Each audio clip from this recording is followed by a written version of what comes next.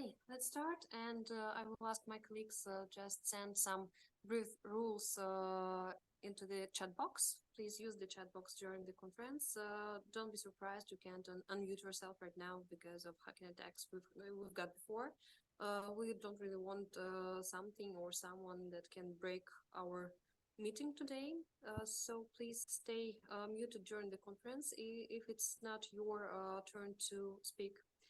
And we will be happy to make a Q&A session at the end of conference, and you will be able to turn on your microphones and just answer questions if you don't want to make it through the chat box. But I do insist at the using the chat box because it's always more productive. We can see all the questions, maybe some of them will be the same, and you will have more answers during the conference. So please enjoy the conference today because this is our special meeting. We have our 15th anniversary of the OCA Magazine. Just imagine that. Since 2009, we built the bridges with Eurasia, and maybe it sounds like a sound. We see the effects from this diplomatic mission, and we're really happy to welcome everyone here, our speakers, our guests, and our viewers who will just watch the recording at our YouTube channel. We will share it soon, and just want to say hello to everyone because this is an amazing day, an amazing anniversary, an amazing special edition we made for you because today I want to show you just a brief video about our special edition dedicated to the creative industries and tourism expertise. So let me just show it and make a mood. Just a second.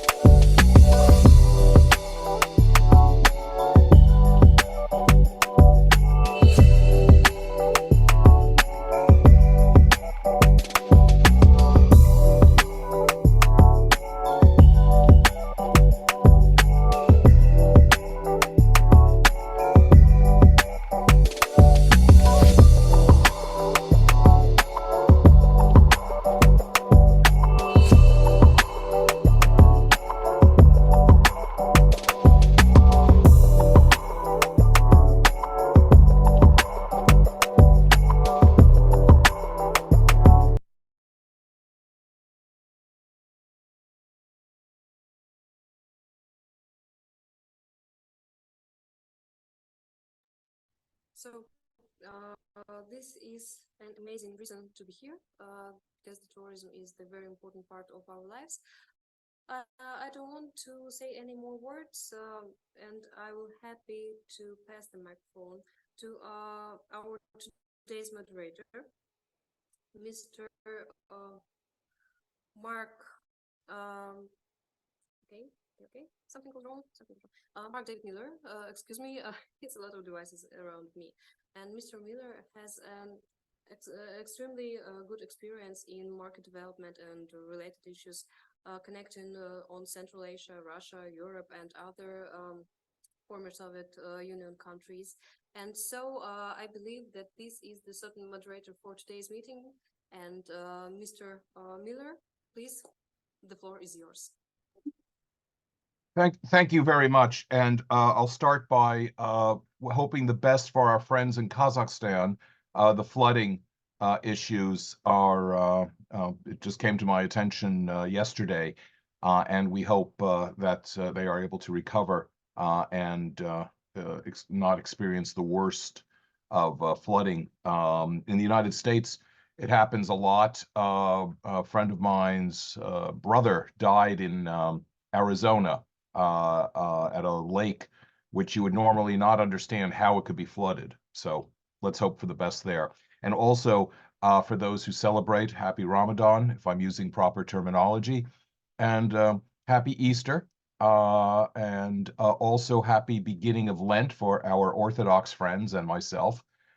So, you know, we have a great group of people interested. And of course, congratulations on 15 years for OCA.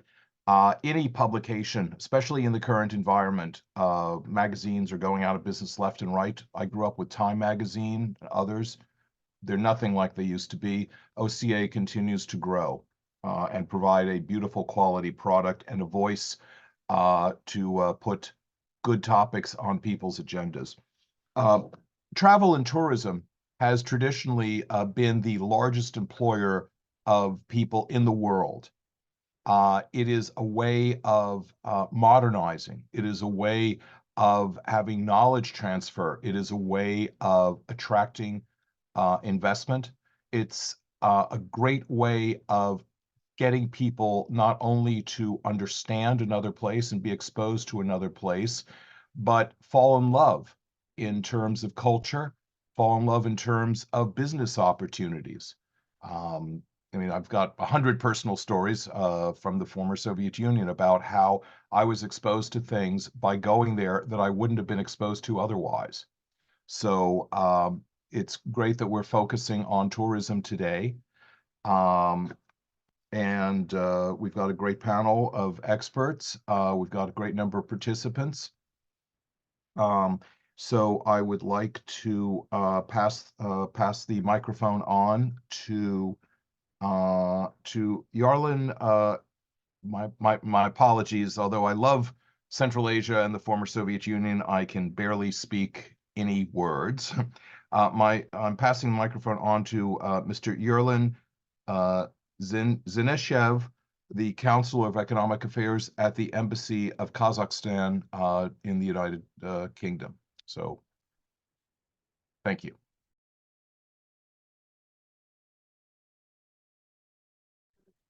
Unfortunately, we have no him in the conference. Maybe he will just join us a bit later.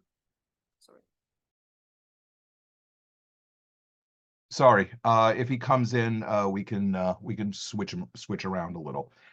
In that case, I will be passing the microphone on to Gulchehra-begim Mahmudova. Again, my apologies, and the floor is yours. Thank you.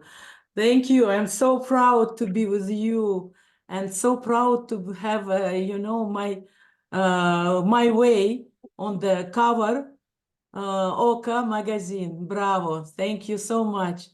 Maybe I was waiting this all my life for this issue, OCA Magazine. Thanks to all of you, Marat, dear Marat and Taina, and all of you. Thanks a lot for such a big honor. And congratulations. You certainly have the credentials on your wall to show that you deserve to be on the cover of lots of magazines. Thank you so much. It's big responsibility too. And I try to do all my best. Already we've done a lot of things. And congratulations with 15 years of anniversary OCA Magazine and the European corporation. Bravo. Because Eurasia, it is something very, you know, value for us. It is a historical great Silk Road, which connected and give us knowledges and exchange treasures between Asia and Europe. It's always was something, you know, rich and deeply culture value. And my professional, of course, very important was for me.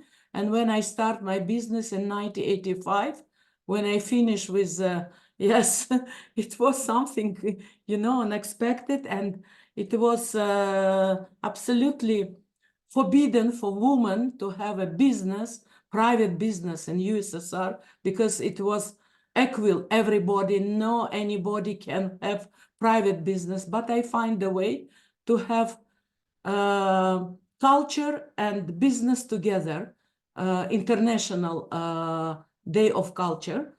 And we made a lot of day of culture around the world, in Morocco, in France, any countries, many countries. And I feel a lot of, you know, big interest to our roots of history and culture. That's why it's, you know, connected once again. And then I think it should be renew our Great Silk Road with new wave, with new tourist destination once more. That's why I start to write the books, detective, Flask of Crystal Hookah, about treasures of Great Silk Road.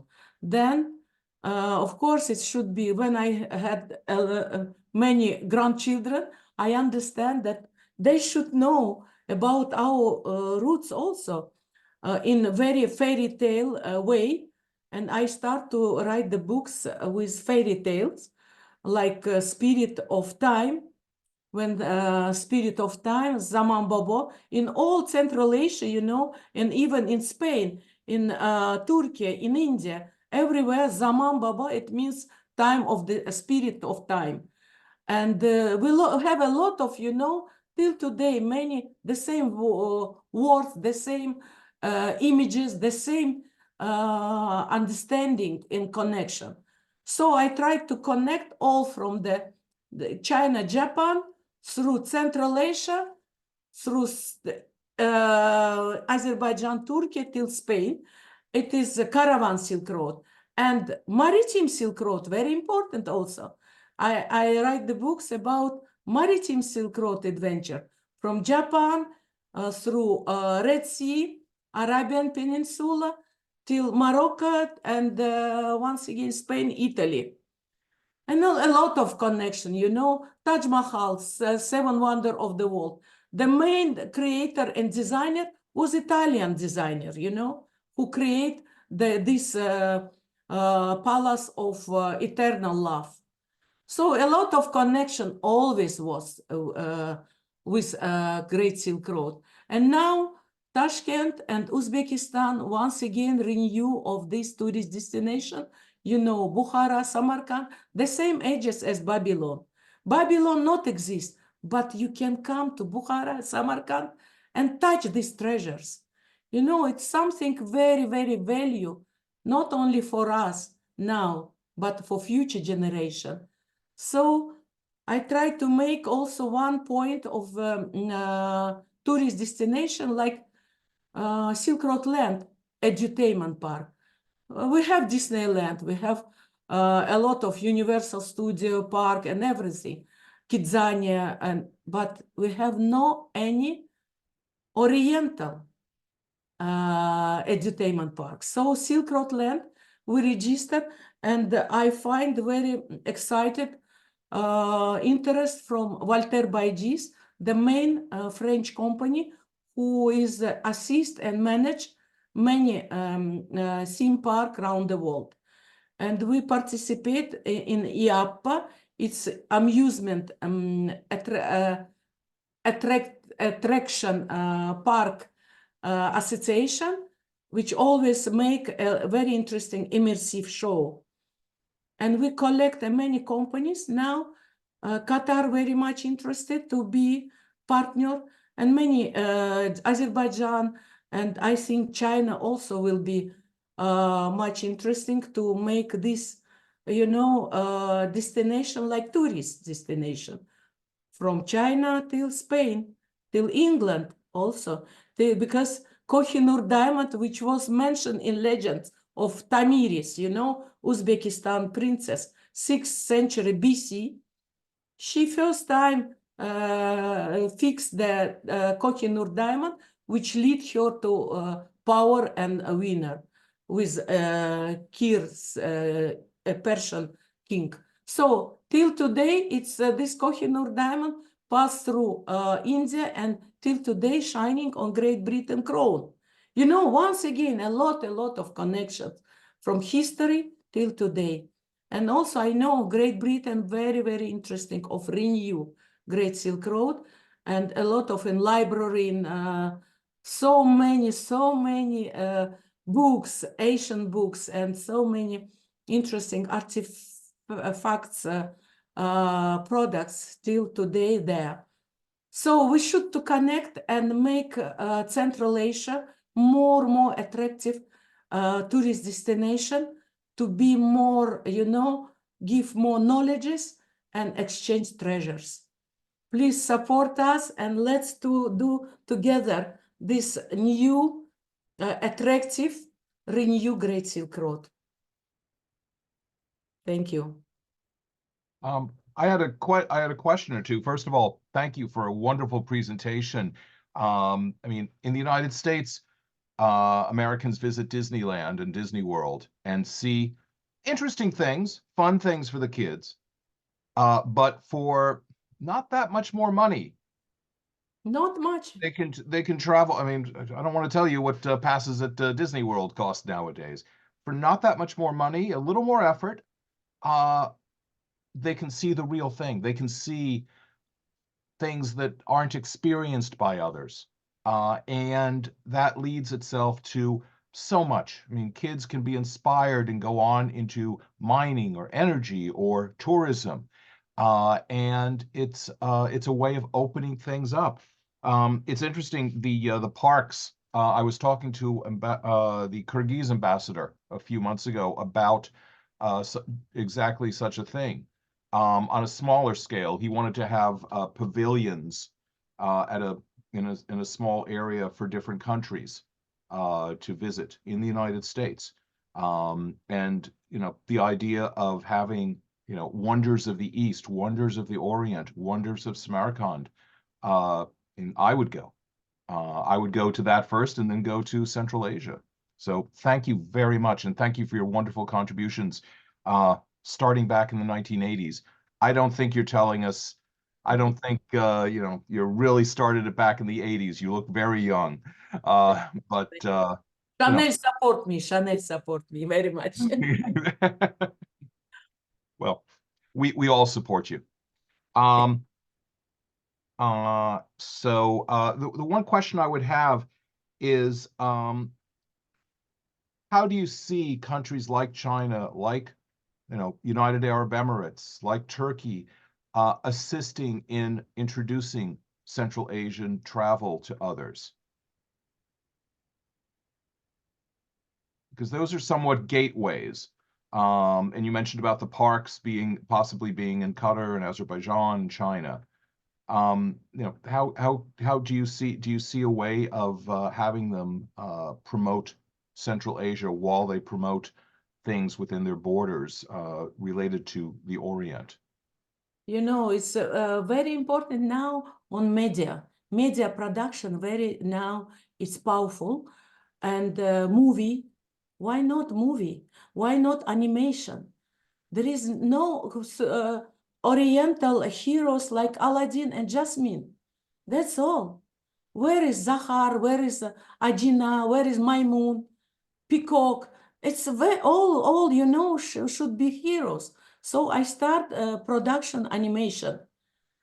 So this animation, like adventure on Great Silk Road, we already start and made 3D animation in Uzbekistan. And I wanted to be connected and apply to American embassy to connect us with Pixar. Why not to put Pixar Central Asia studio? Let's do something very, you know, professional animation through which we can advertise our destination, tourist destination. Everybody, and through our animation, children want to visit this Bukhara, Samarkand, or India, or other countries, you know. Why not? So it should be something different way. And also media production, movie, you know, about Taj Mahal. There is no movie about Taj Mahal till today. There is no great movie with all about Silk Road treasures. So I write the script. During pandemic, I passed through courses of screenwriter on night, yes, and I start to make a script, you know, writing, and made this script and sent to Cinecittà and Bollywood. And they excited and they say, okay. And also many Italian movie, like Franco Nero, they write me letter. We want to be Emir Bukhara hero in your movie. And they agreed. Now I try to find the way, because I am not professional in media. I'm not professional in animation. So I am a professional of history and culture, you know, base. And now we need collect the professional of media production, of animation. Maybe we can put in Central Asia, because it was in Russia, you know, Disney Studio Russia. Now they close, of course, because of sanction. But why not move Disney's Central Asia? Why not can do Pixar Central Asia? Let's put media, Hollywood, Bollywood here, you know, big production companies, and make something very, very powerful to attract tourists and advertise all our treasures. Well, thank you. Thank you very much. You left us with a lot of food for thought. You know, these are the kinds of things that we have to look at. We next are going to hear from Gregory Schafer, speaking of food for thought, at Basque Bites. I will say one of the happiest weeks of my life was spent in Bilbao and a couple of other cities in Basque country. One of my business partners, I thought he was from Spain.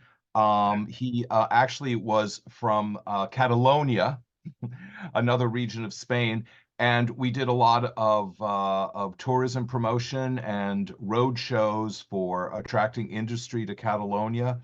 You know, other groups have done it for the Basque Country. You know, an American 40 years ago would have thought very different things when they hear the word Basque.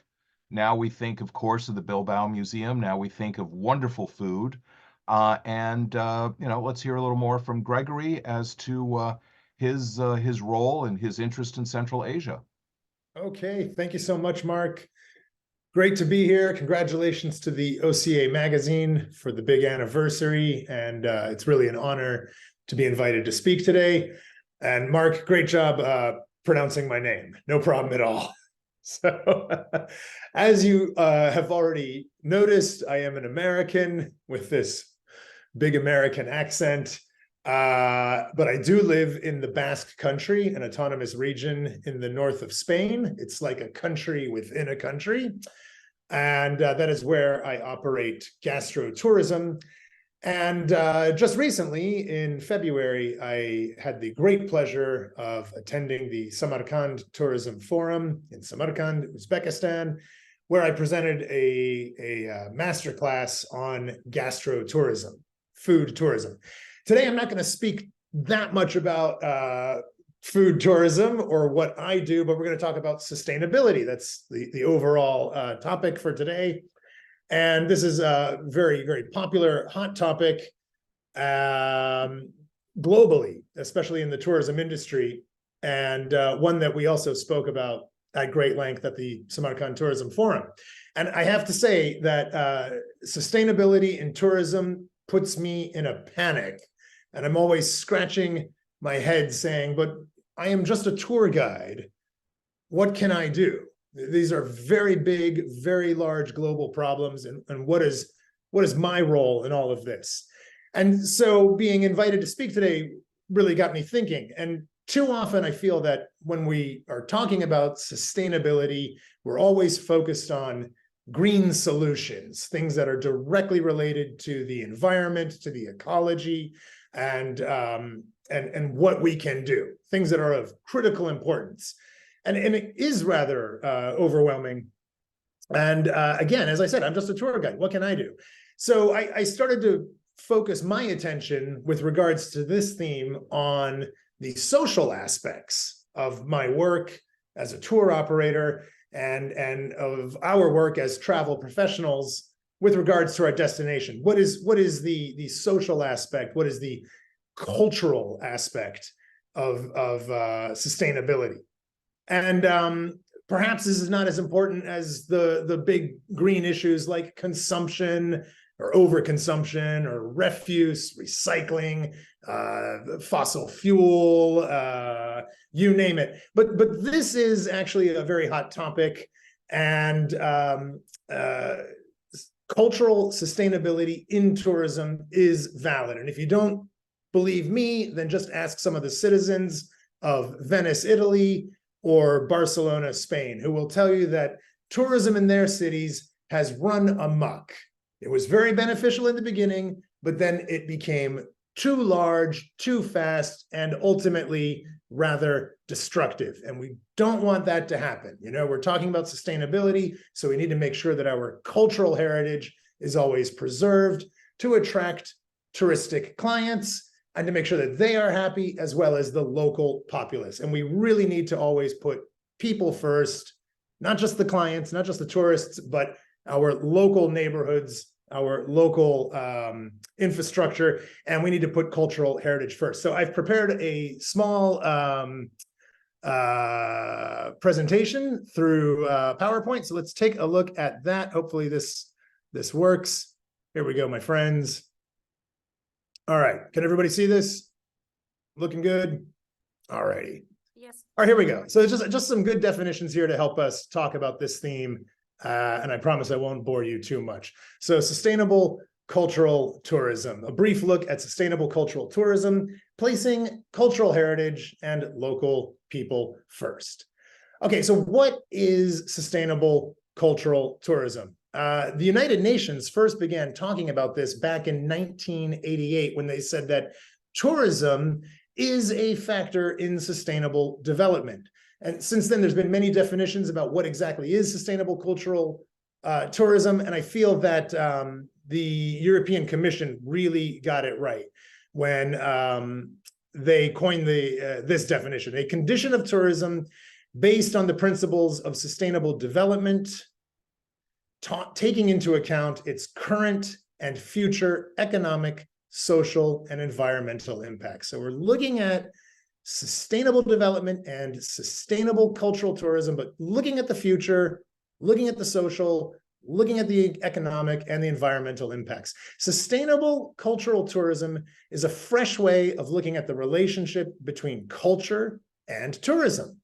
Sustainable cultural tourism combines two elements: sustainable culture and sustainable tourism, and aims to bring a greater collaboration between the two sectors of culture and tourism to achieve benefits for both. Okay, this is a big definition. Let's break it down and make it a little bit more simple. The EU's sustainable tourism guidelines say that sustainability embraces social, environmental, and economic matters.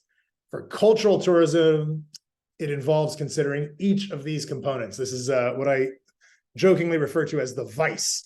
Visitors, we have to remember their needs, their aspirations, and their well-being. If we don't have happy clients, happy tourists, then they're not going to come back to a destination. If we detract too much from the cultural heritage of a destination and it becomes less authentic or it becomes culturally appropriated, well, tourists will stop coming. We need to think about the industry, the need for tourism businesses to be profitable and to have a long-term future. Well, that is sustainability. We're talking about the long-term future. And obviously, we're all in business. Let's not joke ourselves. This is a business. And in traditional touristic models of business, more is better. I only make a profit when I sell my tour. So the more clients I have on a tour, well, the better it is for me and my bank account. But maybe maybe it's not better for the areas that I'm working in, the destinations that I am touring with my clients. I need to think about those communities. That's our third point here, community. We need to respect the values, the needs, and the quality of life of the local community. And this is critical. If we don't have a real sense of place with our community, with the people who live and work there, the places that we are touring every day, well, then forget about it. And I frequently ask myself, what would my grandparents say about what I'm doing on my tours? Or what do the grandparents in the neighborhoods that we're visiting, what do they think? How do they feel? Are we making them feel put out, uncomfortable? Or are we being a little bit more inclusive and trying to share their history, their story, their culture with our clients? We really need to respect their values. And of course, finally, it's all about sustainability. So we're talking about the environment. We're talking about ecological concerns. In operating cultural sustainability, we need to think about conservation, not just from an ecological standpoint, but cultural as well. Local identity, and again, sense of place. Sense of place is something that I love very much. I'm a big fan of wine, and the word terroir is frequently used when describing different vineyards, different wineries, the sense of place. So here's the big question for tour operators, for travel agents, for tour guides. What is my footprint? You know, are my tours good or bad for the destinations that I'm working in? Are my tours destructive? This is a very hard question to ask. So let's, again, just take a look at some of these pinpoints, right? Are my tours good for the local economy? I think most people who work in tourism and travel would say, yeah, absolutely, because we're spending money, we're encouraging our clients to come in and spend money, so it's good for the local economy. But again, let's remember to put the people first, put the cultural heritage first. Let's make it the local economy. Avoid going to franchises, large chains, multinational organizations. I work in culinary tourism, so I'm only interested in working with small, locally owned, independent restaurants and bars. I also need to do my homework and make sure that they are buying their products from local farmers. I'm trying to make this a 0 kilometer type of economy and experience. Are my tours good for the local neighborhood? Here's a great example. We're in Central Asia. We're going to take a tour of a bazaar. Well, most of your clients are not going to be doing a lot of shopping in the bazaar. They're not going to be buying cuts of meat, and they're not going to be buying a lot of produce. They're really just going to be looking around. Maybe at best they'll buy some dried nuts or fruits, or maybe some of those delicious cheese balls that I enjoyed so much in Uzbekistan. Since your clients are not necessarily going to be taking advantage of the bazaar to buy products, then it's a very good idea to remind them, hey, this is not a spectacle. This is not a zoo. We have to respect the butchers, the greengrocers, the bread makers who are here trying to make a sale. And we have to give space to the local people, the grandparents who have come to the bazaar to do their shopping. So always put the people first, put the local economy, the local residents, the infrastructure that is there, put them first. And on my tours, we love to go to the market. I frequently have to remind my clients, take a step back, away from the counter, unless you intend to buy something. If it's busy with other people who are doing their shopping, please let them go first. Be respectful to them. And that goes right into our third section here, the people and the community. We always have to think about the people and the community first. Are my tours serving them? Here's another good question. Do I present the history and the culture accurately? This is very important. I've met tour operators who lie. They lie about the history. They lie about the statistics. They're making things up. And they're doing it to entertain their clients. And they say, well, it's not a big deal. It wasn't a big lie. But come on, you could do better than that. Have a little bit of pride and some ethics in your job. And here's another good one. Are my guests depleting from local resources? This is something that comes into play with what's called hit and run tourism. Tourists who just come for a few hours and say use all of the public restrooms and fill their water bottles with fresh drinking water, but aren't really spending any time or money or really engaging in the history and the culture of a place. So are we depleting too much from local resources? I can give you a very good example from Uzbekistan. Again, I was talking with the tour operator who said, all of my clients complain that their hotels don't do enough laundry, that they aren't getting fresh towels every day and clean sheets. And I said, well, we're in a desert. We shouldn't be doing laundry every day, you know, and this is an opportunity for a tour operator to explain, to remind their clients, well, you know, we're in a desert. Water conservation is an issue here. We don't want to deplete too much from the local resources. So all of these, asking the big question, are my tours destructive? Some big challenges, we touched on some of these. Number one, overcrowding. This is the most obvious one to pinpoint, especially going back to a city like Venice or Barcelona. They have just become overrun with tourists. And from what I understand, this can be an issue sometimes in Samarkand in the busy seasons, in spring and in fall. You could have so many tourists visiting a site, a historic site, that there's no room to really move about, to walk about, or enjoy. Hit and run tourism, which I just mentioned. The perception of cultural value. This is an interesting concept. Your guests, your tourists, might have a different idea than the local community of what is important, of what is culturally significant. They just might have a different concept or idea, and maybe they need your help explaining it. Conservation versus commodification. Okay, this is an interesting example. This is sort of larger picture for the government agencies out there, but have you built too much facilities to accommodate guests? With the popularity of, say, a holy site, a religious site, a historical site, perhaps you've spent too much money, too many resources on the commodification versus the conservation. Excuse me.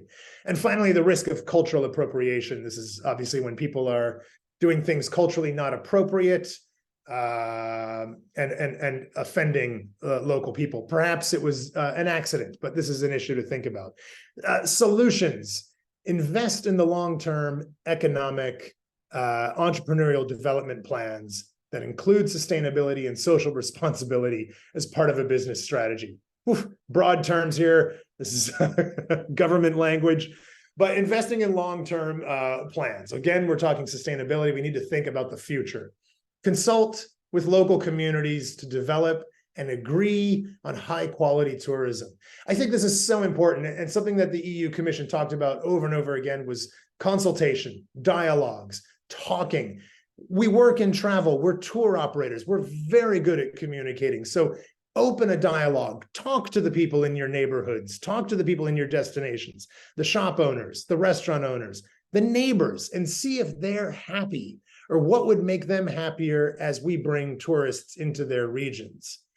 Provide guidelines and training, okay? And remember that it's not just that we have to train our guides, but we also need to train the tourists.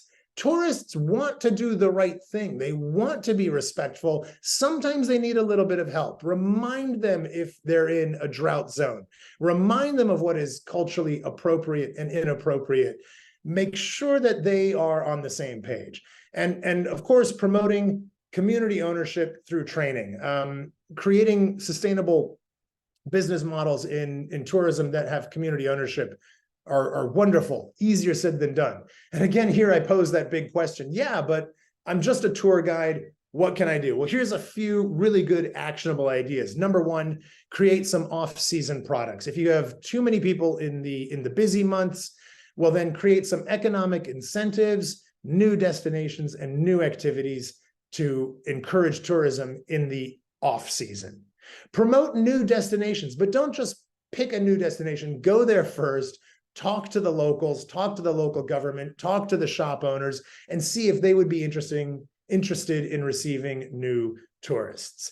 And again, open a dialogue with your government agencies, with locals, with clients. Above all, I just want to remind everybody to please put the people and the cultural heritage first, because without those two, we really don't have any reason for tourists to come and visit us. And I really feel that as tour guides, we have a responsibility to give back to the destinations that we work in. As tour guides and tourism professionals, we need to be doing more. So let's think about what it is that we can do to do better, whether that is donating money to local charities, organizations, volunteering our time, whether it was for, say, a cleanup initiative or cultural preservation initiative. I think that we have a responsibility to give back and do more, because we ask a lot of our destinations in order to work. And it's not just enough to say, hey, we brought clients, we helped the economy. We need to give back. So let's open a dialogue today. Let's talk more about this. Please reach out to me. I'm on LinkedIn. I'm online. I am at Basque Bites. And it was a great pleasure to talk today. And I'm going to turn it back over to Mark. Thanks so much, everybody. One of the privileges of being moderator is that I can basically yak as much as I want in the furtherance of the dialogue. It was a wonderful presentation, Gregory. And a couple of points that you touched upon were very interesting to me. One is the I used to work in a hotel that had a hotel company that did a lot of Chinese tourism in the United States, and this was a very basic product. Bus tour around New York City. You get to see the Empire State Building, see the Statue of Liberty. You don't get to go into any of these places. You get a photo op, and for the money, it's a good product, and people walk away. Oh, I saw the top 10 sites of New York City. And again, it was very affordable for a middle-class Chinese person to come over, and it was a thrill of a lifetime for them. I personally love walking tours, intimate walking tours. The London walks for Marat and people based in London, it's the best bargain in the United Kingdom.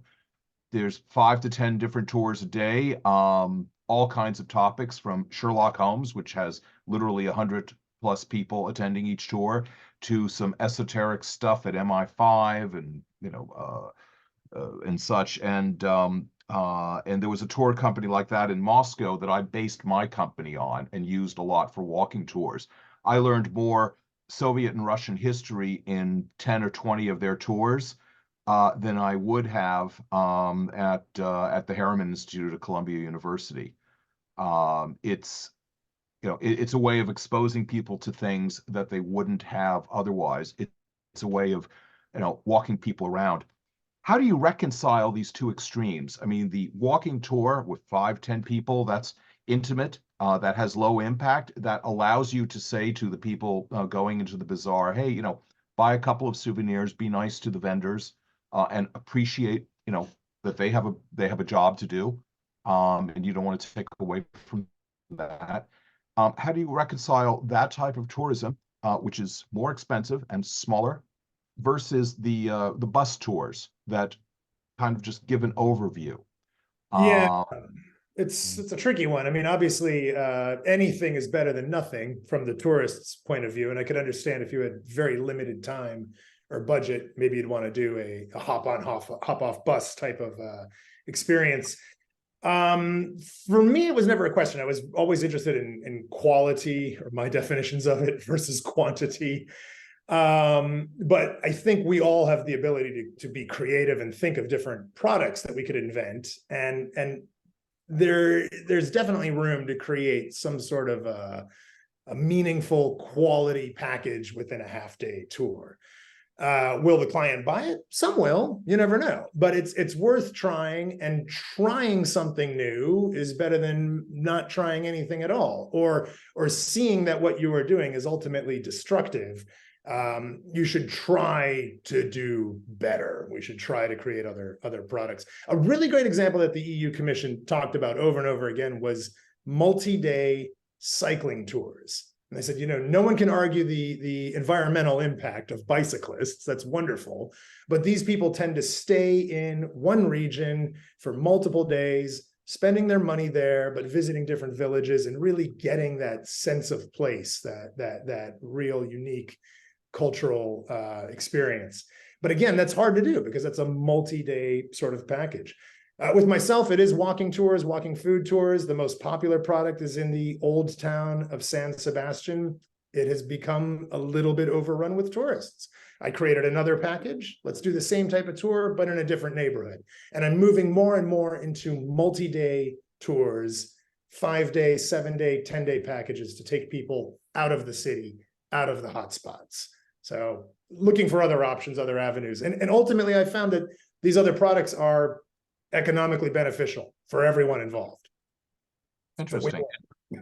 Interesting. I had one client who was a little too obsessed with Stalin, and I got a tour of Stalin's dacha at Kuntseva. I had a dinner arranged with one of the interpreters at the Yalta conference. Zora Zorbina. I mean, this woman was in her 90s. She was a full member of NKVD and such.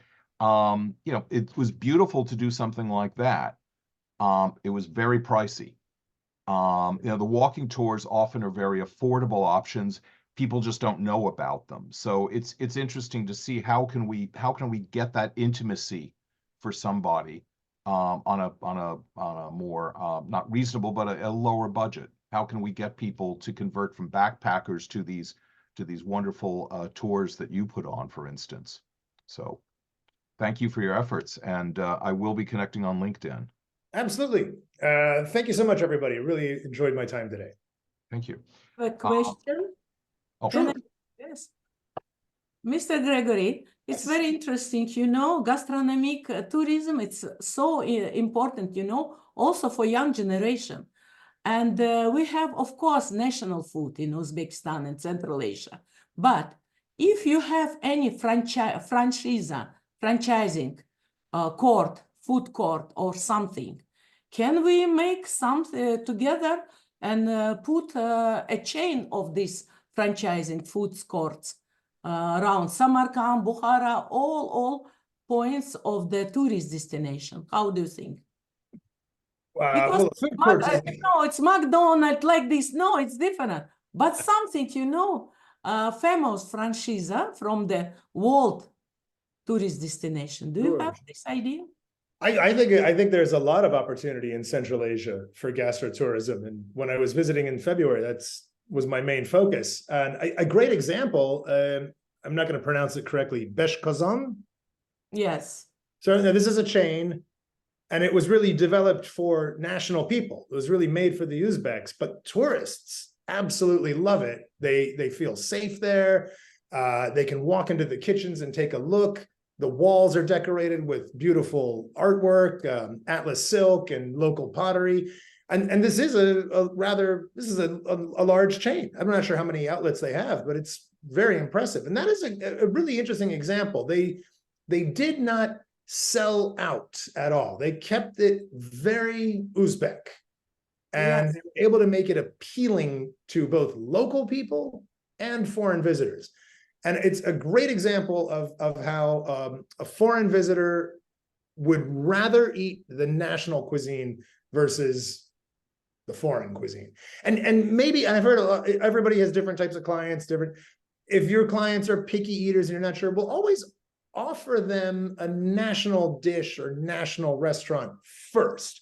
Again, let's put the people and the cultural heritage first. So when it comes to food, always offer them plov or manti or somsa first. And if they really don't want it or they've had enough, well, then they could do pizzas or pasta or hamburgers, whatever. But there's definitely an opportunity for promotion of national cuisine in Uzbekistan and throughout Central Asia. I think we just need to do more investigation and be a little bit more proudful and adventurous, maybe.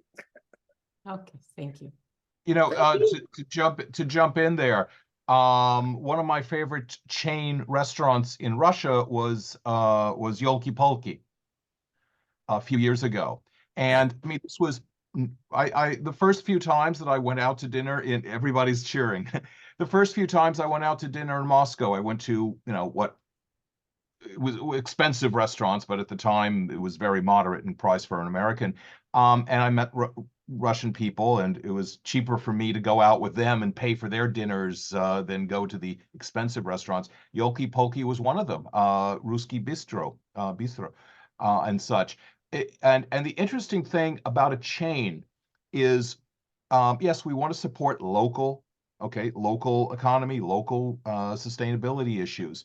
But if you're a tour operator, it's easier to deal with the vice president of Yolki-Palki to set up, to set up lunches and dinners for clients at different spots than it is to deal with 10 different restaurants. It's an easier mass to deal with. And there are chains, there are small chains in the United States. In Washington, D.C., there's Clyde's, for instance, which is, it's accessible, it's moderate in cost, very enjoyable. But again, you can, as a tour operator, I would like to be able to deal with issues of consistency, that I know if I send a group to Clyde's or to Yolki-Palki, they'll get seated. They won't just get, brushed off or whatever. So that's an interesting point, Gregory, about the idea of local, not just local restaurants, not just one-offs, but local chains. Right. Now I'm getting hungry. I'm about to go into my kitchen for yesterday's plov. Yeah. Okay. And now we'd like to hear from Irina Kharitonova. I knew to put the hard accent on the second syllable, and get some insight in her expertise. So thank you. Hello everyone. I hope you hear me. I'm sorry, I have a bad internet today, and if you will be see my picture, I think it will be bad for you, because I need that you understand what I want to say. If you can help me, my presentation, please. Sure, just a second. I beginning. My name is Irina Kharitonova. I'm expert research of culture and creative industries in Central Asia. Sorry for my English; it's not perfect, but I hope you will be understand me, and I will be can answer of your all questions. I have experience working both.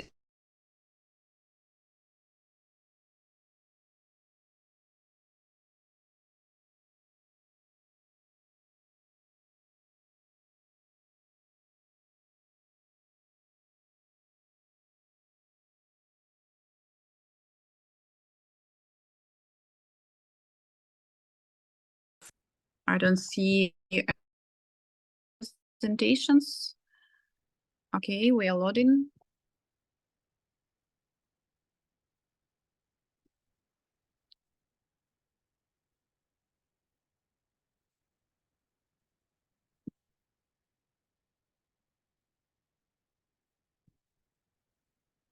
Are you hear me? It's normal?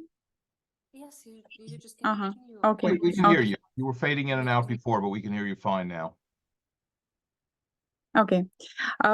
Every day we use the product of creative industries. For example, when we watch social networks, movie, listen to music, walk around the city. Creative economic sector includes art, design, fashion, animation, TV, new media, and another. For a long time, creativity in Kazakhstan was considered an unfavorable business, but now situation has changed. Creativity has become in demand and wide variety of areas of life, especially after the pandemic. If we will be talk about development of creative industries in regions, now we can see that it's important for development of the creative economy in regions.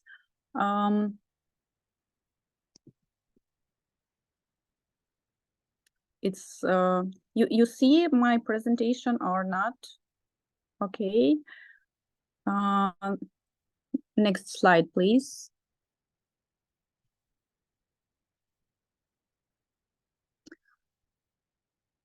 And next slide.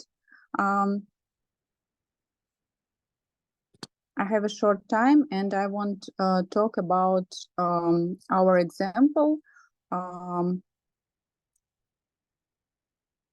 The next slide, please.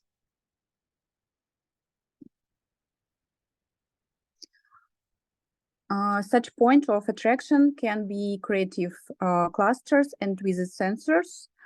Guest houses uses the example of the village of Sati. Maybe somebody heard about this. The World Tourism Organization recognizes the Kazakh village of Sati as the best tourist village in 2023. The village is located in the Kalsay Kaldari National Park. This is in Almaty region, where the group of lakes of the same name and Lake Kaindy are tourist magnets. Sati is the leader in the number of guest houses, which is the result of consent involvement of local residents.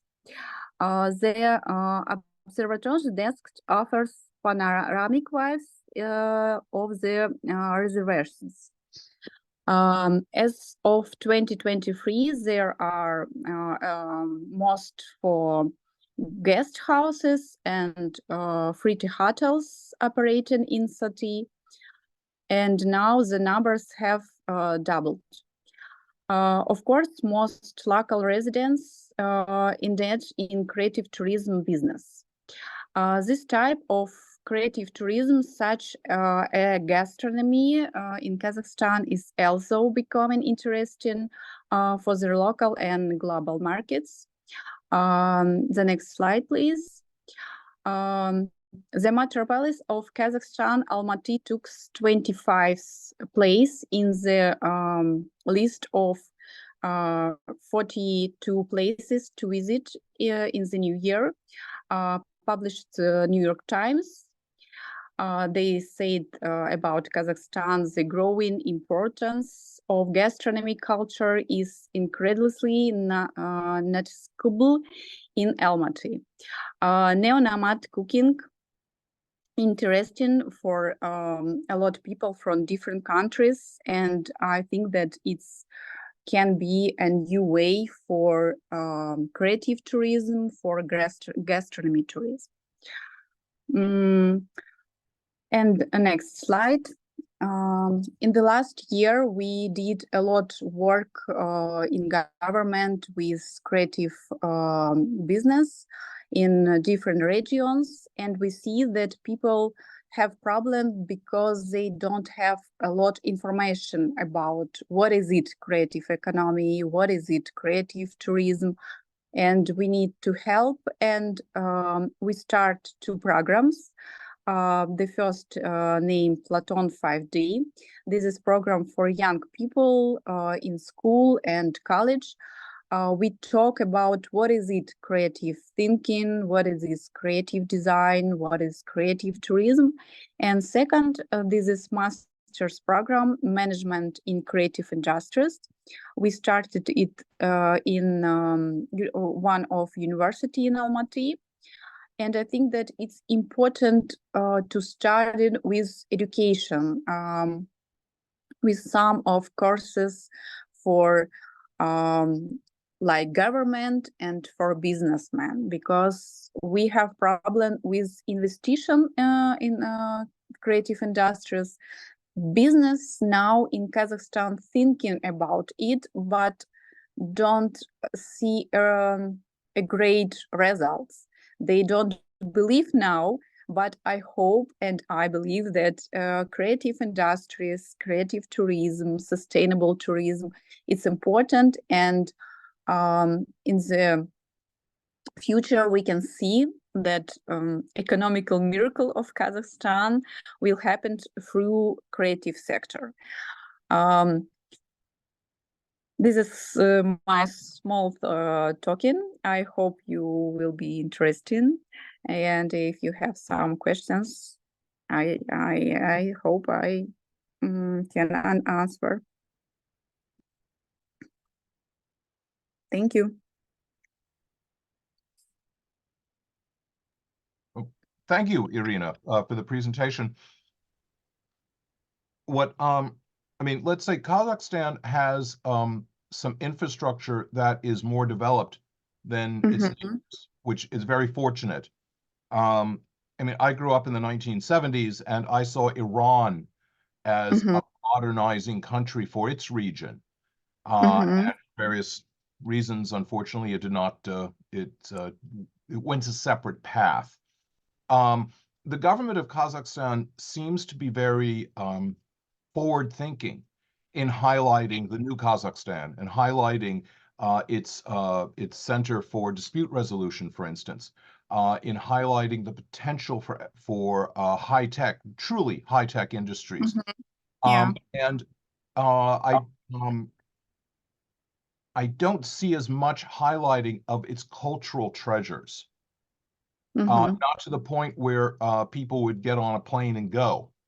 So it's interesting, you know, the guest houses and such. What you're doing. How do you suggest that these smaller organizations become more noticed in other countries, become a reason to visit?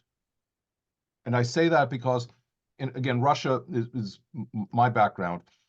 There are so many cultural organizations, there's so many festivals, and people in the West know about them and go or went to them.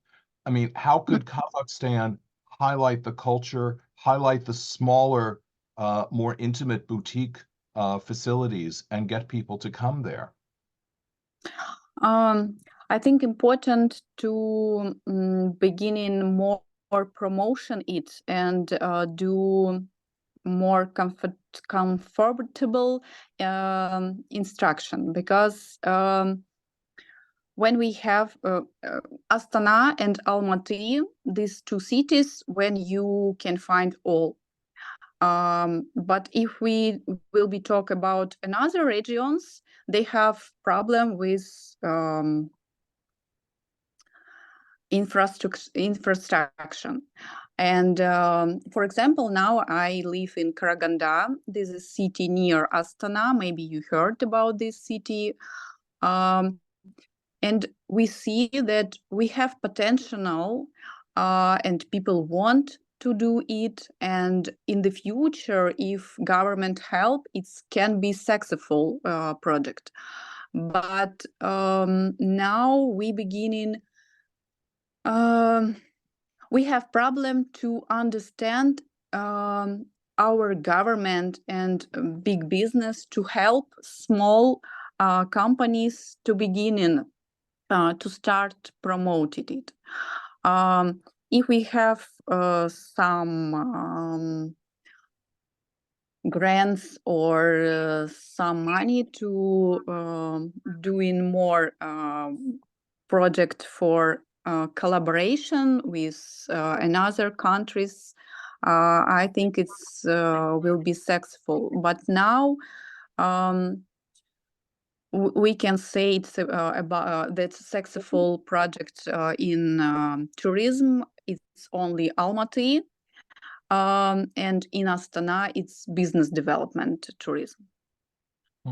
If we say about creative, all creative people now thinking how to go out from country, and this is problem. And we think what we can to do to stop this tendency. And maybe a colleague here interested in it, and they can help us. And now we find some people and asking. Not a long time ago, I was in Europe, and we try to understand why it's working and don't working here, because we have potential, we have big history, interesting culture, but something don't work like must to work. Interesting. Thank you very much. I have a bit of background also in Spanish tourism development and Spanish economic development. And, think of the average American 30 years ago. They would go to Paris in the south of France. Now they discovered 20 different regions in France. And it was the same thing with Spain. There's so many regions in Spain that were undiscovered. And the regions are regions in general are a very interesting way to get a country to develop economically beyond the capital city and the business center. Murat and I have been speaking about regional economic development issues and highlighting, thinking of ways to highlight areas outside of the two major cities of any of these countries. So that's interesting to get people to look at it from terms of, this is something I wouldn't have considered. There's also an issue of like a 1-week trip to one of the countries here versus a longer trip. So again, Americans, if you look 20 years ago, 30 years ago, flights from London to France, flights from the United States to the UK or France, it was all, New York to Paris or London to Paris in the south of France. Now it's London to 15 international airports. So it's kind of a structural issue to look at, what's realistic and what could be combined. What could be combined with either other regions, like a 2-week trip around, specifically excluding Astana and Almaty. Or combining the wonders of some of the historic cities and areas of Kazakhstan with Uzbekistan.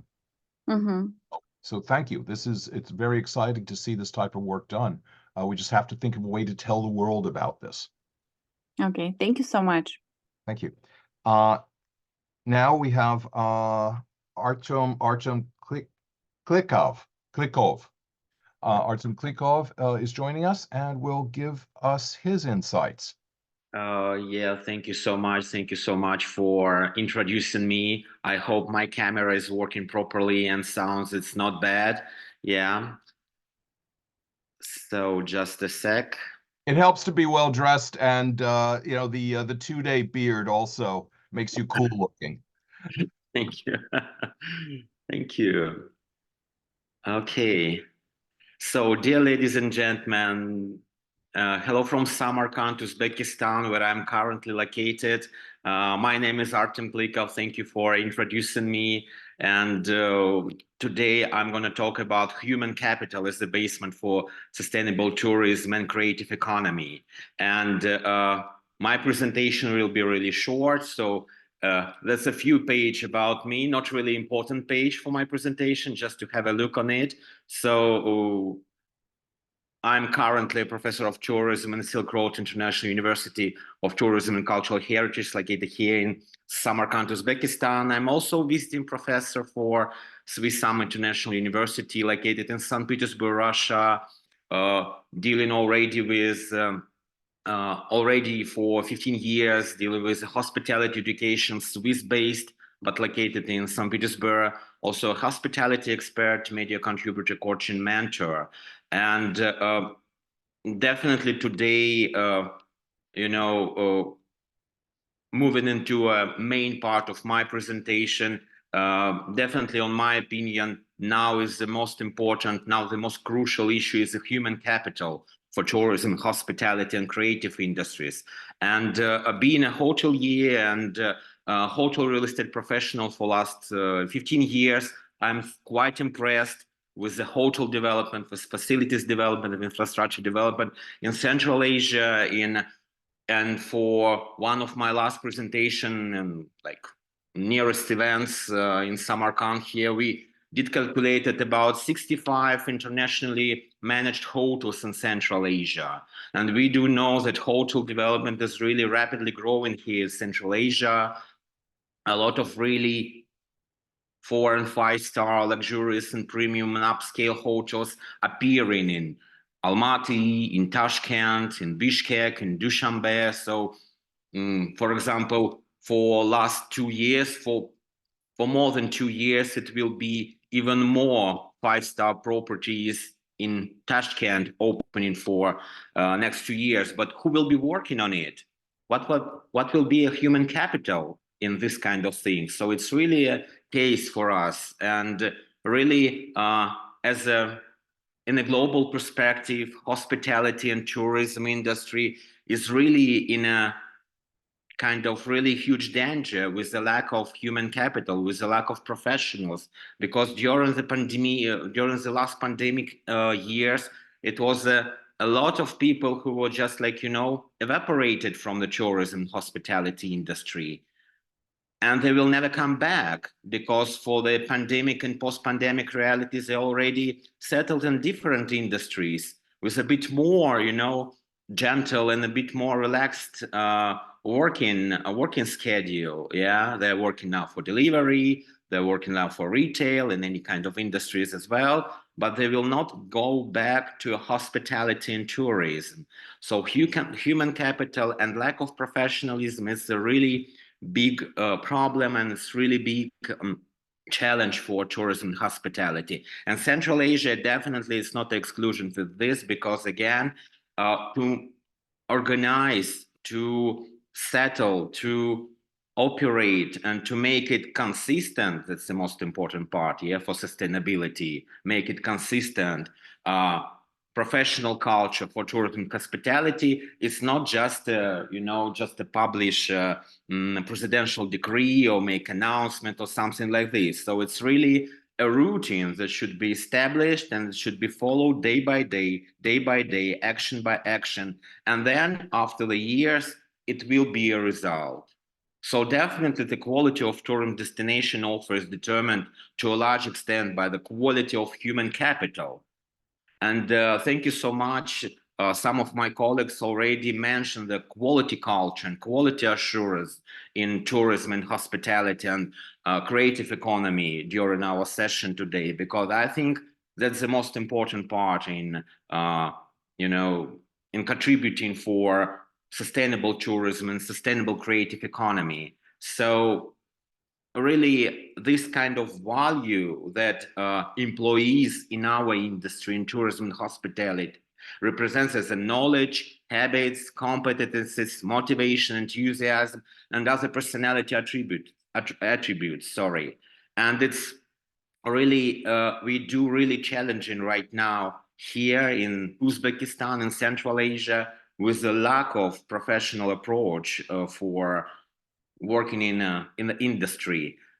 Younger generation mostly not really motivated to work in tourism and hospitality, because it's again lack of interest, and still it's a lot of cliche and a lot of not really right perception of tourism and hospitality. That's a kind of a seasonal work, like not really interested, extra shifts, really difficult to work, no easy money for sure. Tourism and hospitality not a really easy industry to work, not a really easy industry to make your professional future, but still it's still a lot of opportunities to make yourself professional and make yourself successful in our industry. So, and definitely quality approach, it's a basement for a human capital phenomena, for a human capital paradigm in case of organizing proper and sustainable tourism and hospitality industry here in Central Asia. And again, thank for my colleagues who are from different universities, from different educational institutions here in Central Asia, in Almaty, in Tashkent, in Bishkek. Together as a part of educational community, we do create together something new in educational practices, something more, you know, practical oriented, something more motivated, engagement, yeah, for them, for younger generation to work, to live with passion for tourism and hospitality. And again, our industry is really specific. We are people working for people, yeah? We are people communicating with people. We are people making other people happy. Our guests should be happy. So we are creating memorable experience for this. In case of this way, we should organize our companies. We should make our employees and our team happy to work here in tourism, hospitality, and creative economies. So, and also it's very interesting that creative economies, according to UNESCO document, only one sector from tourism hospitality is included to creative economy list, is gastronomy. And it was already a lot of things discussed today about the gastronomy tourism and like culinary art stuff.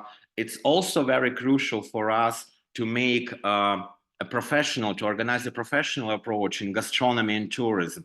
Only in this case, we will be shifting local culinary art into a kind of sophisticated gastronomy level. And in this case, it will be more and more attractive for global tourists to visit us. Again, based on really unique and really rich and really flavored local cuisine to a bit more sophisticated and a bit more interesting gastronomy life, yeah. And also again, dealing with the local hoteliers and regional hoteliers, we are still discussing all the issues connected with the human capital approach. And they're still like, you know, arguing with me, Artyom, it's very expensive. For goodness sake, it should be expensive. It cannot be cheap, you know, because dealing with educational activities, dealing with skills, practicing oriented skills, it cannot be really cheap. It's your investment from your business to make your staff, to make your team, to make your employees work properly with your guests, with your clients. Otherwise, if you will not be investing wisely into it, then it will be a huge turnover. Then your people will not be happy working for your business. So again, it's a issue after issue. And then it should be a completely different change, completely different, you know, approach from the hotel owners, from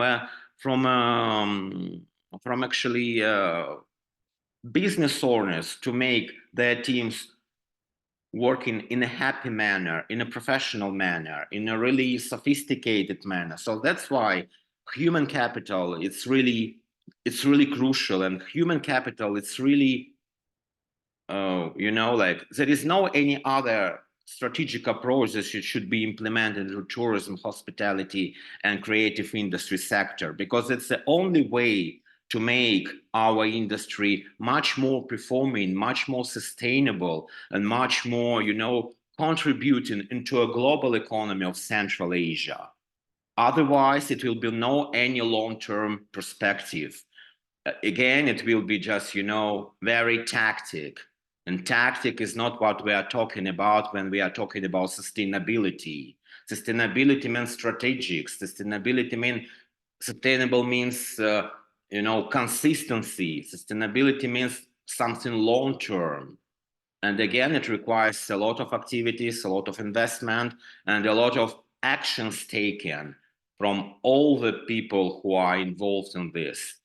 And I think it's really important, and we do continue work on this together with our colleagues in my university, with our colleagues in industrial society, in industrial community, with the hoteliers, with the restaurant managers, and we will make it work till the end. And yes, it sounds maybe quite ambitious, but again, that's the only way to make it sustainable. That's the only way to make it professional. Thank you so much for your attention. Thank you. Any questions or comments, please just let me know. Thank you very much. I see the same thing in the United States. I'm part-time a manager at a hotel outside of Washington. I do have a couple of comments and questions for you. However, our friend Gareth from the plains of Kenya has to go soon, so I'm going to let him go, and then we'll get back to you, Artyom. And Sure.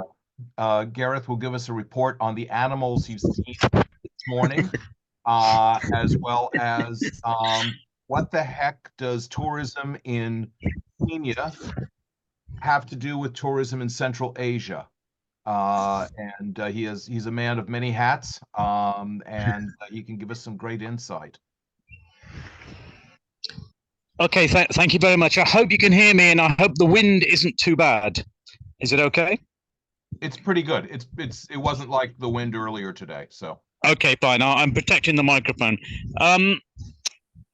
Let me just show you where I am. I'm going to turn my phone around and just show you the plains of Africa. Unfortunately, there's a little bit of cloud around. Otherwise, on the right-hand side, you would be able to see Mount Kilimanjaro down in Tanzania, the highest mountain in Africa. Down on the plains there, you can't see them, but there are zebra and giraffe and all sorts of wonderful things. And when you ask actually, before I go on, let me say congratulations to OCA Magazine. I've been involved with it for quite some time, and it's amazing. It's got to 15 years. It's such a brilliant magazine. And what's really nice is I keep coming across it in hotels and things thinking, oh, it's here, which is really good. So the question is, what does Africa have to do with the tourism industry in Central Asia? I lived in Kazakhstan for 8 or 9 years, and although I was working there, I kept seeing myself as a tourist because I kept coming across things that I thought, people should come and see this. People should come and see this. I think there's a lot to learn from other places in the world. We've heard a lot of different examples of tourism from around the world. I'm here in Africa. I'm actually working here in education. But one of the things I want to say is that we're missing a trick in actually offering tourism to creative people. Creative people are really important, and we've heard that already. The GDP of many countries, it's about 10 or 15% is earned by creative people. Here in Kenya, it's only 5%, but the people here are so creative. But if we can offer a place for creative people to go and be creative, and I'm actually in one at the moment, that's why I'm here. I'll turn my thing around. This is a sustainable house, belongs to a friend of mine, and literally it's all solar powered, rainwater, totally off grid. And I'm here because I can be creative. And I know if there was a group of creative people, we could make some amazing stuff here and do some amazing stuff. And I think there's an opportunity, certainly in Kazakhstan, for that sort of tourism. Kazakhstan was a very inspirational place for me. And I'm still inspired by it. I still love it. I still see it as my second home. And it's very much about finding a place where you can be creative, finding a place where you can fall in love, not with people, but with the place, and not, as Greg was saying earlier, you know, this idea of a footprint you're creating. I'm trying not to create too big a footprint, but at the same time, create and share things. Just over the hill, over there where I showed you, there's a Maasai village we visited yesterday. And the Maasai are still living there traditionally as they have done for thousands of years. On the other side of the hill over here is the Great Rift Valley, which is where Homo sapiens actually originated. And it is that sort of culture and heritage that people need to push. But as has already been said, we mustn't overdo it. I mean, the examples given, Venice is a good example, but also tourism here is very much about wildlife. I've been on 1 or 2 safaris here where I've just thought there's too many people here. They're disturbing the wildlife. They're not actually enhancing it. And we've all seen the David Attenborough films, and they are wonderful and wonderful. But I'm afraid that, you know, if you're coming here to expect that, it's not going to happen. You get your own experience. And again, we have to train and educate people into what they're going to experience and how they're going to do it. Kazakhstan and Central Asia, Uzbekistan, Kyrgyzstan have all got things that they can offer. I think Kazakhstan's main problem is it's too big. You can't see all of the tourist attractions in a week's holiday in Kazakhstan. You can't see it in a month's holiday. I mean, I lived there for 8 years, and there's still places that I should have gone to and I haven't been to. And so you have to be very tactical. The example of Karaganda, for example, an amazing place. So much culture going on there, so many things happening, but people don't know about it. And I think it is this idea of communicating, working together, and actually sharing experiences that I think is a much more important one. That's one of the reasons that OCA Magazine is so good, because it puts a lot of Central Asia in one place, and you can actually pick and choose. I think the other thing that we've missed here is that tourism is not just about a one-off visit. When you fall in love with a country, you want to go back and back and back and experience different things. So I think if you can get the first experience right, the other experiences can come second, third time around. I've traveled quite extensively in Central Asia, and there's still a million places I've not seen. There's still cultures and creativity I've not experienced. But I try and meet artists and meet people as I go around. When I was chairman of the Eurasian Creative Guild, that was one of the privileges I had, meeting authors, poets, artists, filmmakers, and experiencing their work and sharing their work. One of the first speakers talked about creating films and animations and things like that. I think that's a really brilliant idea, and I think it's something which should be done. I'm not sure how many people are going to actually get on the bus, so to speak, or on the plane. When you go to certain places, in India, for example, the tourists you're getting now are retired people. Now that's a market which is a niche market, but also it's not necessarily everybody. And I mean, maybe we need to think about what markets we want and how we want them to come there. I have to say that Kenya here, for example, is a very interesting, safe place for most generations. Kazakhstan, I'm not sure that it's the right place for every generation. We also mentioned about Samarkand being overcrowded at certain times, but sometimes the way that people deal with that is to create more space by knocking something down, and that's not necessarily a good thing either. I'm very much into real experiences. I'm very much into real culture, and also into making sure that we don't, what's the word I'm looking for? We don't make the actual thing a sort of Disney-fied thing, if you like. We do make it a real experience. And I think sometimes some sort of theme park type things, okay, they're good entertainment, as you say, for kids and for local people, but they're not necessarily going to get thousands of tourists coming all over the world to see a Disney-esque version of Central Asia. It's important that we actually keep it real. Interestingly, there's a lot of connections between this place and Central Asia. Talked a little bit about the maritime Silk Road, and I found out recently that just off the coast of Kenya, in a place called Lamu, they've discovered 1 or 2 Chinese ships that were shipwrecked, full of stuff that was on the Silk Road, and they were bringing it down here and trading it here. And also there's examples of things that were traded from East Africa right the way through to China, and that sort of thing. And interestingly enough, about half a mile from where I am now, I was here in December, and there were 3 steppe eagles circling overhead, and they had transferred here, migrated here from Central Asia to spend the warmth of December here, and they've all gone back now to try and get the warmth of Central Asia. Hopefully I will travel back to Central Asia and get the warmth of the people there soon. But for the time being, I'm learning about the culture, learning about tourism here. So many things we could talk about, so many things I could comment on, but it's really nice to be involved in this. I'm really grateful for OCA, really grateful for Eurasian Creative Guild, and all the people involved in it to actually give us this opportunity. Because I think the more we discuss it, the more we'll actually improve it. And the more we actually work together, the better tourism will be, not just in Central Asia, but actually across the world. So thank you very much for giving me this this opportunity. Thank you. Thank you, Mark. Thank you very much. One of the things about today's participants is I'd like to go back to the course. It's like there's a restaurant chain, a small chain of Serbian restaurants in Washington, Ambar, all you can eat. And you know, you like this lamb dish, you have it again and again, and until they tell me to get out. So I could go back to every one of our participants.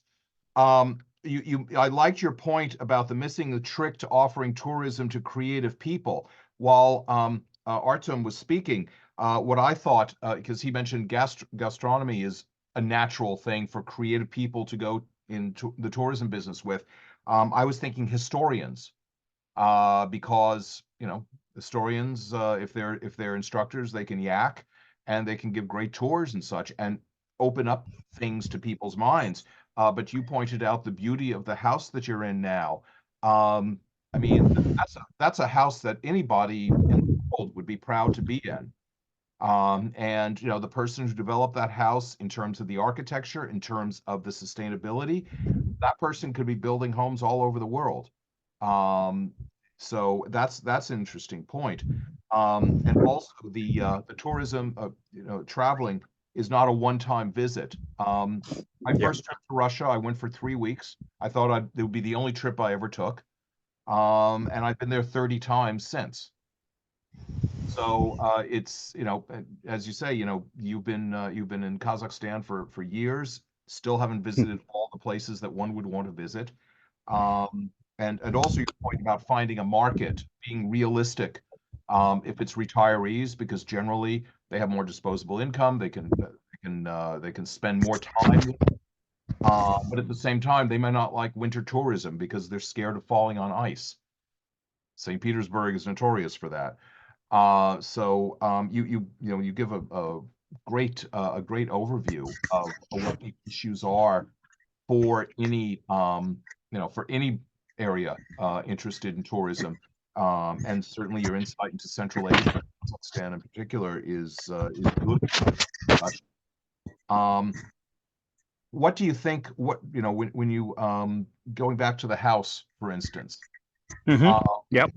I mean, do you think something like that for a creative person can be replicated elsewhere? And how would we tell people, oh, look at this beautiful house, look at this, look at this system of sustainability that's groundbreaking, that's unique. Yep. How could we give that person opportunities beyond the region in Kenya? Well, I think that with things like housing and sustainability, the perfect thing is actually a Central Asian yurt. If you've got a small yurt camp, people come here and they camp out there on the steppe with the lions and things all around them in tents. And it's part of the adventure of the whole thing. And if you had a yurt camp just for creative people, that would be amazing. I mean, I think that the whole sort of idea of that, it's interesting because things like yurts have been exported to the West. My son got married 3 years ago, and when I turned up to the wedding, they'd built this huge Kyrgyz yurt in a field in Oxfordshire. And it was just like, oh, wow. And actually, that's the only son I've got that hasn't lived in Central Asia. The other one has, and it was just fascinating that he chose that as the center of his wedding. But I think for things like sustainability, it's very much about getting into nature. I mean, we have a real problem here with water. Everything looks very green at the moment because we're starting the rainy season, but you give it 2 months, that will be a brown outlook there, and things will be suffering and dying because there's no water. And as was said earlier, we have the same problem in Uzbekistan, but you go to a big swanky hotel, you're going to turn the tap on and have a bath. Well, that's not the way to do it. Or you're going to want your towels washing. That's not the way to do it. But here, it literally is a shower that is fed by rainwater. The water's heated by the sun. Those things are actually things that people want to do. They want to get back to nature. They want to get back to that original thing that we had. It's not about the great big hotels in Benidorm you know, that were cheap and pile them high and that sort of thing. People want to do the right thing now. And I think they are prepared to spend a bit more money. And if they're not, they should be. And that's how tourism should be now. Thank you. Thank you very much. You know, I know you want to get in the environment there, but please stay safe with the animals. Make good friends with them. Yeah, thank you very much. And thank you very much to all of my Central Asian friends who are on this. It's very nice to be here, able to talk to you again. Hope to come and visit you again very soon. Thank you very much. Thanks a lot. Bye-bye. And now we're passing the mic on to Francesca Mepham, the guest editor of the current issue on tourism. Yeah. I just want to say a huge thank you for asking me to be the guest editor for this 15th anniversary of the OCA magazine. And just listening to all your experiences, your expertise, just fantastic presentations and speeches. And it just goes to show that you, the people, are what make the magazine.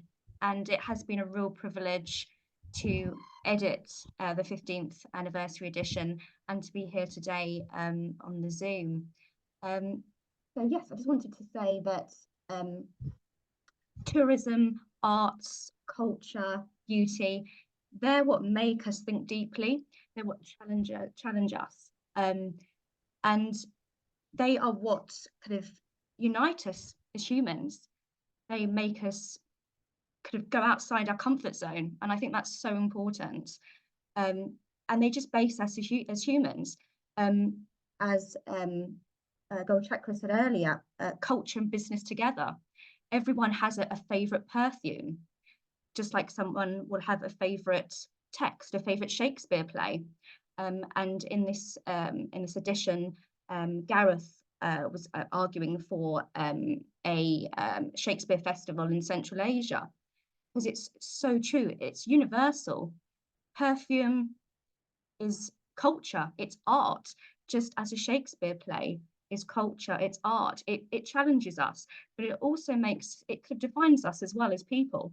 Everyone will have a favorite scent, everyone will have a favorite text. And this magazine, it was just such a variety of what defines us as people. For me, it was very interesting to learn about Belarus, about their culture, straw weaving, pottery, as that goes hand in hand with tourism as well. People go to visit a country because of their culture. And it was just fascinating to learn so much about Central Asia. And I just feel like it was just a fantastic way to celebrate 15 years of the magazine, because I'm a classical singer, actress, and a writer. So I hope that I kind of brought that to the magazine and my expertise.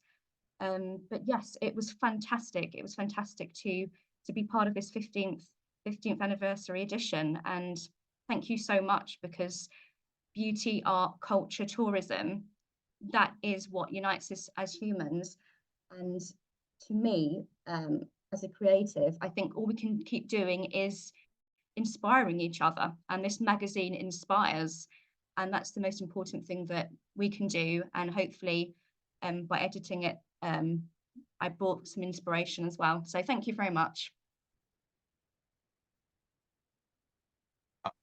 And thumbing through the issue, I would say that you're a little more than a guest editor. You really, really have brought out the beauty of what we're all interested in. You mentioned perfumes. My father's wife was with Hermes, Cartier, La Prairie, Van Cleef & Arpels, many perfume companies and cosmetics companies. And just like wine is a very regional thing, the terroir of I don't know all these vintner terms, but there's a certain fragrance one thinks of when they go to a region. I mean, I think of Northern Africa. My father's wife is from Tunisia. I think of the spices and such. Central Asia, you're overwhelmed with beautiful fragrances and, of course, beautiful tiles and everything else. It brings up memories that are worthy of Proust. So thank you very much. It does. Yeah, as you say, memories. It invokes memories, passions, kind of forgotten pastimes. And I think that's so important. Yes, perfume is it just has everything in just one scent. You can invoke kind of a whole lifetime of memories. Yeah. Well, let's put it this way. After editing this issue, guest editing this issue, I think you should open up that bottle that's behind you. I think I should do. So that's it's a fascinating thing. The smells, to bring up something sensual in the sense of senses.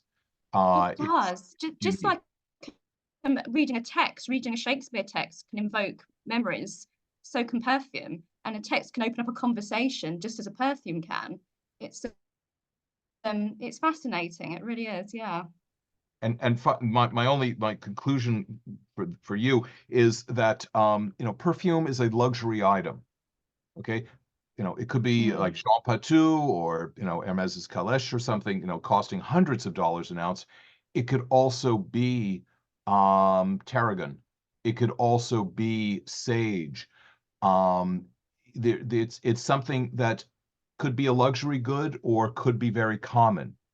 And one of the things with travel, and we've kind of hinted at it today, is, okay, do we want to reach out to not mass travel in the sense of tour buses, but do we want to reach out to the backpack crowd that might be more adventurous than an older crowd, or do we want to reach out to an older crowd who might be more appreciative and have the time to visit more places and spend, like I do often, 5 hours, 10 hours in a museum with a guide, as opposed to, taking a picture in front of the British Museum. So you bring up a lot, and your beauty and love for the region has come out in this issue. Oh, fantastic, thank you. It was just such an honor, and arts, being creative, and that's what it's all about. I think that brings out just the beauty of humanity. It really does. So yeah, thank you. And now we are going to hear from Marat, who, despite knowing him for about 10 years, despite meeting him recently, I still cannot pronounce his last name. So Marat, take the microphone. Thank you very much. It's a great pleasure to be at this conference, which is dedicated to our tourism issue and our 15 years anniversary. I would like to thank all the speakers today, and Mark, especially you, for your wonderful moderation of the Zoom event.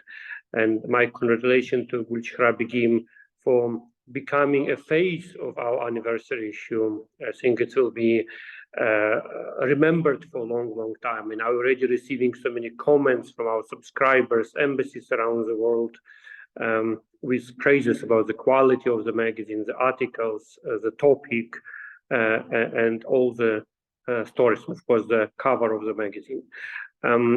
Today, I mean, even in our Zoom, we see how OCA Magazine is uniting the countries, the continents. We see speakers from Africa, America, Spain, Uzbekistan, Kazakhstan,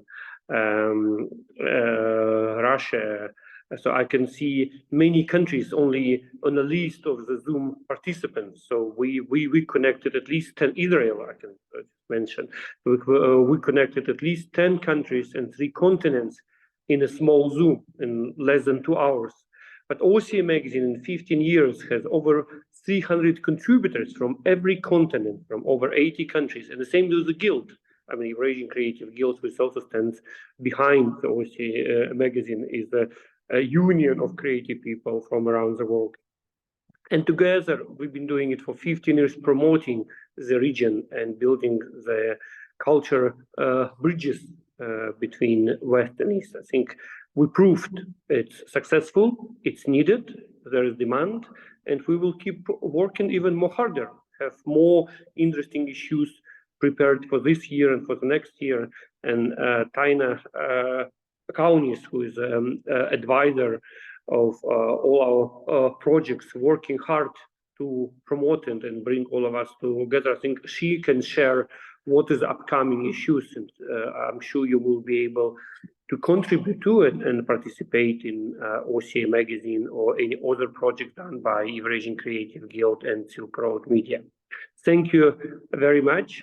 I really enjoyed it and looking forward to see all of you again at Zoom or offline. I mean, as you know, I like to travel, and just a few weeks ago, I've been in Washington or in Scotland, UK, Kazakhstan, and currently in Uzbekistan at the conference in British Management University, which actually escaped to join the Zoom right now. Thank you very much. And Taina, I would like to pass the microphone to you so you can kind of highlight what to expect this year. Thank you. Thanks a lot, Mr. Murat Akhmedjanov, who is the publisher of the OCA Magazine for the last 15 years. So, I mean, the thing that we're here is to celebrate the 15th anniversary of the magazine. And so, actually, I was caught by this question because I've been sending some info into the chat box. But what do we have now? We have our big plans for this year, including our North America OCA edition, a special issue dedicated to North American relations. And I hope we will see any article from Mr. Miller. We're waiting for that. We expect it. And we also have our traditional issue of OCA People, dedicated to 40 creative people from Central Asian countries, from Eastern Europe, all the people who contributed a lot into the culture and, you know, some public relationships in the development of tourism, into the public image of their countries. So you have to be a member of the Eurasian Creative Guild also to participate in this edition of OCA Magazine, but you're always welcome. We're open for everyone. And if you want to join this special issue, it includes 40 interviews, no advertising, no articles, just interviews. So you're welcome. And also we have a new special edition dedicated to the real estate in Central Asian countries in Eastern Europe, because we see a huge shift in the real estate market. And we want to be prepared. So who knows? Maybe you will be charmed by Tashkent or Dushanbe or any other city, or just fall in love with the Silk Road and want to buy some apartments or house. As well as I remember, most of our speakers here can share a lot of information about living in their countries, and you will be, you know, some VIP guest in the end of the day. So that's what I have to share right now. And actually, I won't be some talking head for a lot of time. So I just pass the microphone back to Mr. Miller to finish the conference. So much answered and so many questions. Thank you all for participating. This was a wonderful experience. Thank Irina and Murat for inviting me to moderate this. Travel is a very special area for me in general. One of my first jobs was at the Keybridge Marriott across from Georgetown, Murat. As I joke, when Bill Marriott had black hair, and when Marriott opened up their 100th hotel, that was 1982. And I've been in and out of the travel business since then. I had my own travel company for Russia and the former Soviet Union. I work actually, I'm a manager part-time at a hotel outside of Washington now. It's a way of jump-starting an economy. It's a way of exposing people to new places, new ideas. I mean, in New York City, obviously everybody knows that, big place. There were no hotels built south of Canal Street, which is basically north of Wall Street, the financial district. There were no hotels built from the time of the Civil War in 1865 to 1975. Okay, 90 years. And now there's about 70 hotels down there. It's a booming industry. It employs lots of people. It's in many cases, as long as you have language skills, which is a barrier, it's a way of getting into a job, into a career. And it's something it employs, as I said, probably the largest number of people of any industry in the world. So it's a way of getting people exposed to areas and then take it further. It's a way of bridging gaps culturally. It's a way of showing business opportunities. And without good hotels, without good travel and tourism infrastructure, a lot of investors will not visit. I mean, people in Central Asia know that. I mean, 30 years ago, you would have to have a whole industry or a whole city built to supply just meals to an oil crew. Okay, now there's a lot of places that have that already, so it's not that kind of barrier anymore. Travel brings out the best in us, makes us excited. So thank you very much for participating. I think we have some wonderful leads for discussions later, as well as future conferences and webinars and special in-person teach-ins by OCA and other groups. So thank you very much. And I popped my contact information, I think, too many times in the chat. Welcome, Irina. You're welcome to share it with others, and I'll certainly reach out to all the other participants as well. Thank you. Thank you. See you next time soon. Now I've got to get to work on the article.